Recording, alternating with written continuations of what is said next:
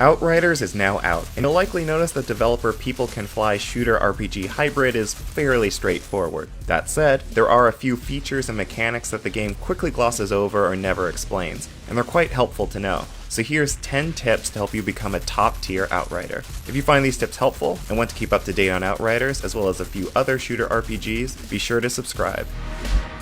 Sure, you have plenty of incredible superpowers in Outriders, but each class has a pretty devastating melee attack too. In a pinch, these melee attacks can save you when you're backed against a wall and waiting for one of your abilities to recharge, but their primary use is offense, and sometimes there's no better way of beginning your attack than running straight at the enemy encampment. When you use a melee attack while sprinting, your character will leap into the air and slam down on the ground to deliver an area of effect explosion, a powerful opening move to any attack, especially if you're playing as the tank-like Devastator or rogue-like Trickster, and are looking to get up close and personal anyway. In Outriders, you'll find loot all the time, and the game does a really good job of constantly drip-feeding you better and better firearms and armor. Early on, just keep selling the old and equipping the more powerful. This will not only help you take on the early game bosses with the ideal power level, but allow you to experiment with a lot of different types of weapons. Don't grow too attached to anything.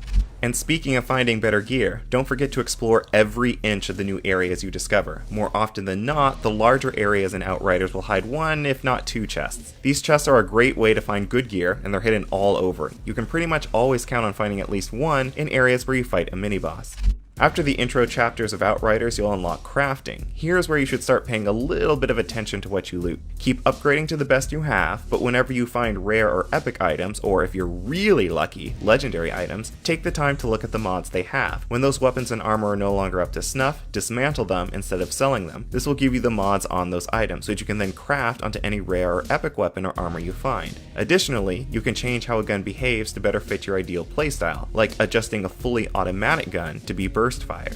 Be sure to mod your gear often. Every time you ditch an old piece of gear for something new, which, again, you should be doing all the time, take the opportunity to craft your favorite mods onto your new gear so that you can continue to dominate with your ideal playstyle. Provided you keep selling all the gear you don't need and taking a few seconds to mine for resources as you come across them in missions, you'll be swimming in the necessary materials for crafting.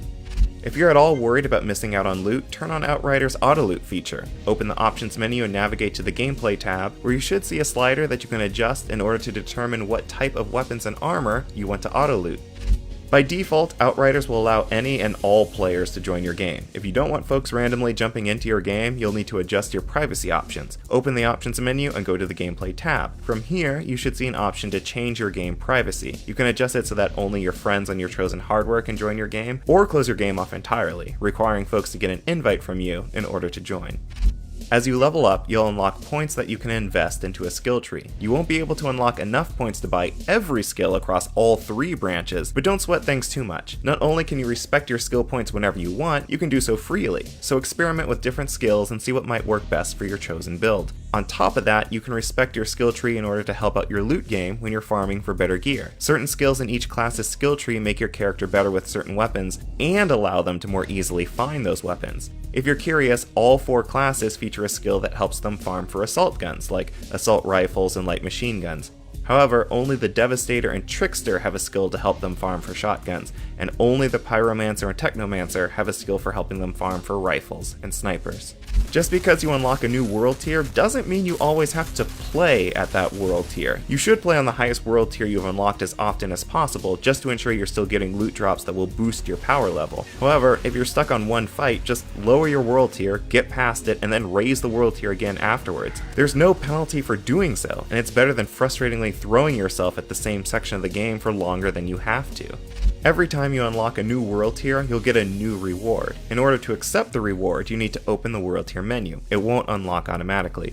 Early on, your rewards aren't much to write home about, as they're largely low-level gear or resources. However, you'll eventually start to get epic and legendary loot, so don't forget to claim those rewards in order to unlock some powerful armor or weapons. And those are the tips and tricks we've come up with so far. If you notice anything in Outriders that you think other folks should know, comment below. And be sure to subscribe so that you don't miss out on our coverage of Outriders, like our video review.